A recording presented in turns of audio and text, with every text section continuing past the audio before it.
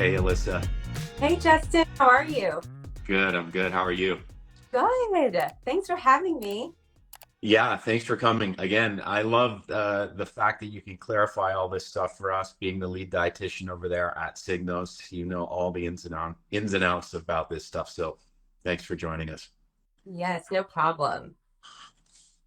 I was just mentioning that a lot of the food that we're eating nowadays, all this ultra processed food, a lot of the fiber has been removed from that.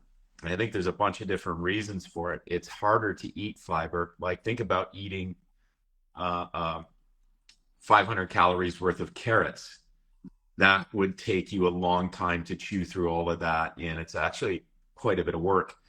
And if you compare that to like 500 calories that you would get in a regular hamburger or a couple of chocolate bars or something like that, you can wolf those down in seconds, So Yes, yeah, and they during the processing they remove the fiber. They add hydrogenated oils and things that make it more shelf stable. yeah, And the food scientists are experts in making it hyper palatable. So it's something that we really want and that we can eat a lot of.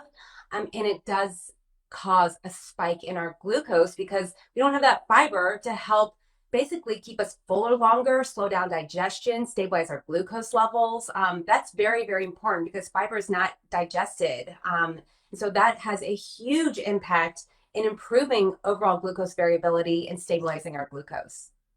yeah, I did a series of tests, and a lot of people are talking about balancing out your macros, so including protein. You don't want to eat just carbohydrates by themselves, especially Yeah. sugars. No need Um, carbs. yeah, so I did a test where I did proteins before I had egg whites, before I had a Snickers bar, and I did fat. I think I did 2 ounces of olive oil, and then I had a Snickers bar, and then I had 6 ounces of cooked broccoli, and then I had a Snickers bar. And out of those three, the broccoli had the best effect to lower that blood sugar level for me. Yes, and that's not surprising, and that's so good that you're trying that out and seeing it. And that's because of the fiber in those vegetables that we're having. So we always recommend starting with a vegetable that is going to help you, take the time, chew your food, get that fiber in, and then that's going to slow down the release of glucose. So you're not seeing such a large spike, which you saw even with a Snickers bar, that helped mitigate the spike, which is awesome. So that's very promising for anyone out there who's not getting enough fiber because when we think about it, like for Americans, we recommend at least 25 grams to 35 grams a day, but we're only getting around 17 grams. So it's really only 5% of Americans are meeting the recommended fiber requirements. So we're just not getting enough in our diet. And it's so important. It's important because it helps our bodies in so many ways. It helps lower cholesterol. It helps strengthen our microbiome, feeding that good gut bacteria. It also can help reduce our risk for these chronic diseases. And one way that it's doing that is helping stabilize our blood sugar. And, when we think about fiber, there are two main types. And I'll go into this a little bit, and then maybe we can discuss some ways to incorporate it because that's just the most important part is getting more fiber Yeah. in. But fibers, it comes from plants. There's two forms. And you may have heard of this. Have you heard of insoluble versus soluble fiber? Yeah. So the soluble fiber, it dissolves in water and it forms this gel-like substance. And it's fermented by your gut bacteria. And so you can see that this type of fiber is found in oats and beans and apples. And that helps slow down our digestion and that gives us that feeling of fullness after your meals. And you may, just like you mentioned with the highly processed foods, it is hard to fill up on those highly refined, highly processed foods because they're just not filling. There's no fiber. So we're eating them. We can eat a ton of it versus, like you said, eating a ton of carrots in one sitting. That's really going to help fill you up. And then there's also insoluble fiber. So this does not dissolve in water. This helps keep you regular. It keeps things moving in your gut. It promotes bowel health.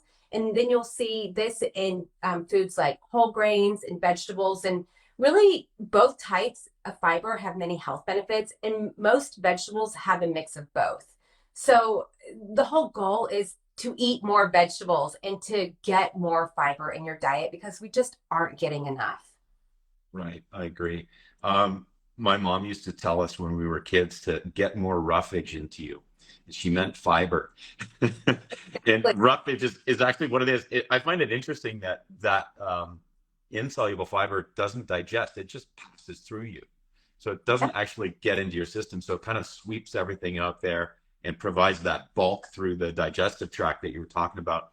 And for me, it makes me feel fuller. It makes me feel satiated yes. because that bulk is actually moving through your system and your gut Yeah. feels full. It really has a significant impact on not only hunger, but it really mitigates a blood sugar spike for me. I Yeah. can't remember the actual numbers. The videos are on my page. You can see that. But having that broccoli before the Snickers bar, I can't remember. I think it was probably around a 30% decrease in the blood sugar spike for me. That's Amazing. significant when you That's think about it. and it's even if we're not focusing on taking away some of these foods, we want to focus on adding the vegetables. So maybe not taking away the foods that you Yeah. love or have from time to time. We're not going to take those away. We're going to add the vegetables, add the fiber first. I always recommend using the Signos app so you can see how you respond. You can see maybe you have that meal on its own, then you try that same meal and you add that fiber. So you're doing your own experiment and see the difference in the spike. But one more thing on top of that is that I would recommend using the notes section in the Signos app and see how you feel because maybe you felt full or like you were surprised that a fiber filled breakfast actually held you till lunch and that you weren't hungry Yeah. and you go for that snack in the office. Or maybe you didn't feel tired or that crash or those sugar cravings. So I always recommend logging that and seeing the difference because when you are on that roller coaster and we're having these highly refined, highly processed foods, your blood sugar spikes, it drops, you're hungry right afterwards, Yeah. then and you just ate something. But that fiber is really going to help that. And you know, this is not going to be a huge overhaul on your entire eating pattern or your diet. Start slowly. You know, if you're not used to getting any fiber in your diet, and that's okay, some people aren't, and we're all going to start somewhere. You know, slowly start increasing fiber gradually over the next few weeks. Maybe you choose one meal. You know, I always say start with breakfast. You are really setting the Yeah. tone for the day. You know, let's start there and then see how you feel for the day. Because if you start your breakfast on that blood sugar roller coaster with a high sugar meal, you're going to end your day with that high sugar meal and you're going to have those cravings right before bed. So if we start with breakfast, maybe it's you have, muffin tin frittatas or you batch cook and make it easy and you throw in all different types of vegetables or you have an egg scramble with veggies or you add nuts or chia seeds or avocado. Any of these types of vegetables can help increase your fiber intake. Or you do a smoothie. You know, some of our members are so creative. I love it. They add frozen cauliflower, frozen zucchini, Yeah. canned spinach, and you don't really taste it, and it just adds that No, same texture. And it's a that's great true. fiber. I do that. I put if I do have a smoothie, I'll do a small amount of frozen blueberries, maybe a quarter cup, and then I always buy the frozen broccoli, and I like that because it doesn't go off. I always have good intentions when I go to the grocery store and I buy fresh produce, and sometimes it sits in the fridge and it doesn't get eaten, it goes off, and that frustrates me. So I So think I've been buying the frozen stuff, and the frozen stuff is great. It's great for smoothies and stuff like that. It's really convenient and it stays in the freezer for 6 months. So you've always got it on hand. There's no excuses. I put those in my smoothie as well in the morning. And I might add as well too that that's been my goal because I've seen with the Signos, I've seen just what this added fiber does to me specifically. That's exactly what you're saying. It yeah, curbs my appetite, reduces those sweet cravings, and it lowers my blood sugar, my spikes, right? So I've been trying to include more of it. And I found that what works for me, I'll cook a big bat. I like the cruciferous vegetables like broccoli, cauliflower, things like that. I also like arugula, which is a salad, which is yeah, me actually a too. cruciferous vegetable too. But I will cook a large batch of this stuff and I will put it in the refrigerator. And when I'm having a meal, I make sure that I take out a serving or two of this roasted broccoli and I have it and I start my meal with that. And it makes all the difference. So even if I'm getting like, 3 ounces or 4 ounces of that broccoli in with each meal, it Yeah. makes a tremendous impact. So Um, I did it that way. I kind of went on a hunt and I tried roasting all the different cruciferous vegetables out there, and I like broccoli the best, so that's my go-to. Yeah, we are the same way. We buy all the fresh vegetables, they sit in our fridge. Life happens, like, oh no, they went bad. And so frozen is what we primarily buy. Yeah. People think that frozen is not as healthy as fresh, but it's flash frozen right there. So it retains all of its nutrients, and it's a great thing to have that doesn't go bad. So, like, if you put that in your freezer, we get all the different vegetable, the broccoli, the cauliflower, all the veggie mixes, and that can be something that you can easily take out. You could roast it, you could put it in the air fryer. That's a very easy way to even batch cook that to have, like you said, at the beginning of your meals. And then, there's also little things that you can do, whether you're at home, whether you're eating out with friends or going to a restaurant, and it's to make any type of vegetable swap. So maybe you substitute bread for a lettuce wrap, or I've seen people get really creative and they do like portobello mushrooms or a bell pepper as like the bread. Or maybe we've seen like more and more pasta alternatives. So instead of like maybe a highly refined pasta, you try zucchini noodles or spaghetti squash, or instead of some of the rices, you can do cauliflower rice or broccoli rice. So you can get really creative.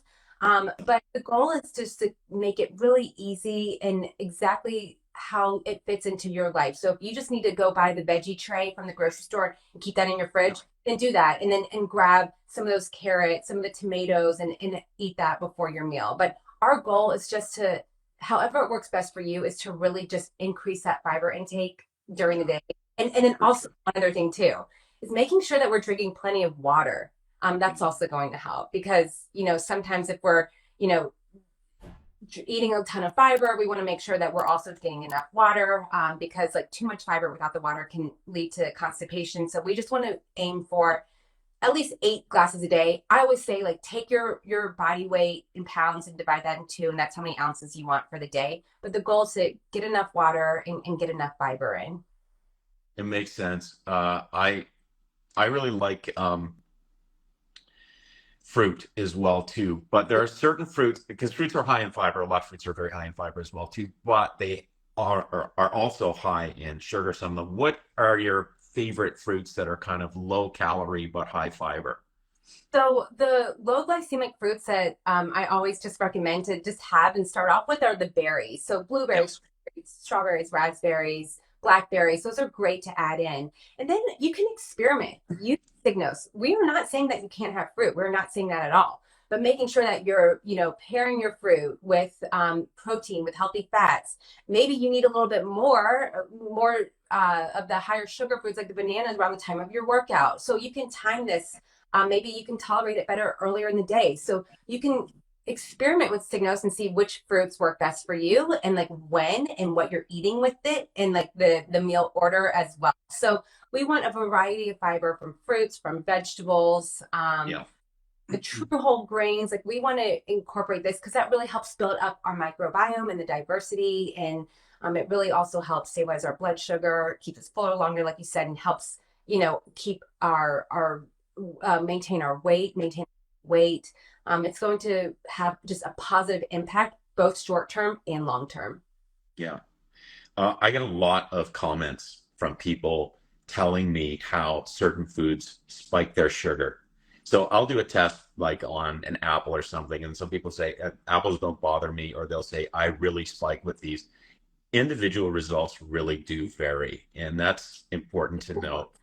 Even though you know the glycemic index, you as an individual may respond differently than the next person. And it's Yes. really interesting to see Uh, what people say. I get so many different, comments on that. People say, "Oh, this doesn't bother me.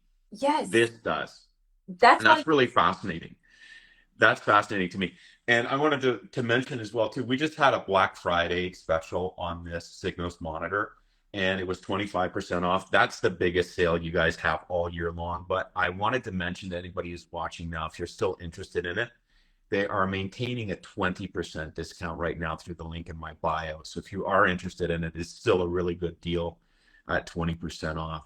But the fact that, you know, each person responds so differently, and it can be dramatic difference as well too. Like you take two people and you, of course, the metabolic health has a big factor for that too. Somebody's type 2 diabetic, they're going to have a much stronger response. But even people that aren't, I've talked to them and they say, wow, this really spikes my blood sugar, this one doesn't.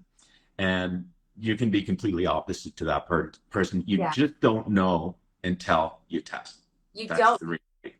And you may even have this different responses to the same meals based on your stress level, based on how you slept the night before. Were you really active that day? Were you up and moving, or were you sitting behind a desk? It's really fascinating. So that's why we want to experiment and use Signos and see what works best for you, and continue to use it and see like how you can incorporate these foods. Now, our chief data scientist, Bill Tanser, he's one of our co-founders. He did a Signos team experiment with apples, all the different types of apples, eating those and seeing how they affect your blood sugar. It is really fascinating because our Signos team members had just a wide, we had all these different responses to like the same apples. It was fascinating. And I believe he did a podcast on that on body signals.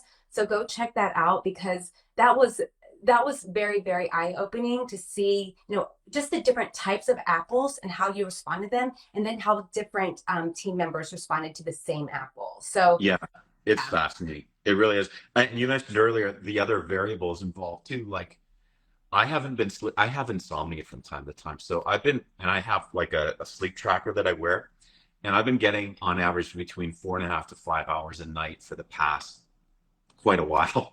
And I can see when I get lower, like the other night I had, and I did a post on it. I tested green tea with it. And when I'm not sleeping, I got 4.5 hours sleep. That morning, my fasting blood sugar levels were up very high. yeah, And it yeah, really affects my blood sugar levels that way. So if I'm testing the same food after a poor night's sleep, like you said, I get a different response. I spike higher and longer with a poor night's sleep. Stress is another big factor. All of these things come into play. So it's really a cool thing to be able to monitor 24/7 what's actually going on, even while you're sleeping. So you wake up in the morning, you say, and if you eat a meal late at night that's high in carbohydrates and go to bed, and you look back on it when you wake up in the morning, I have been shocked so many times by saying, wow, this was the blood sugar spike from hell. This was like high and long, sometimes 5, 6, 7 hours they'll last. yeah. So having that data, having that information is a game changer. And it's changed my life. I know now what I'm doing to my body, and before I didn't know, and it was kind of out of sight, out of mind. Yeah. And we don't expect a huge overhaul on your diet, on your lifestyle. I would just say the takeaway from here today is to just choose one meal, add one vegetable in, choose this vegetable that you're maybe going to focus on, or choose a meal that you're going to focus on this week, and just add that in. Start really slow, add that in, see how you feel. Just note how you feel hours later. If you feel your energy levels are stable, or if you feel tired, or if you feel full, just note all these things, because it really is going to have a positive impact adding more vegetables and more fiber to your diet. Yeah, energy levels is one of those key benefits for me. More energy, and who doesn't want more energy? Exactly. Alyssa, thank you so much for joining us today. I look forward to our next meeting. And remember, there's 20% off in the link in bio if you guys are interested in the Signos monitor. Awesome. Until next time. Yeah, thanks for having me. Thanks for coming. We'll see you soon. Okay, bye.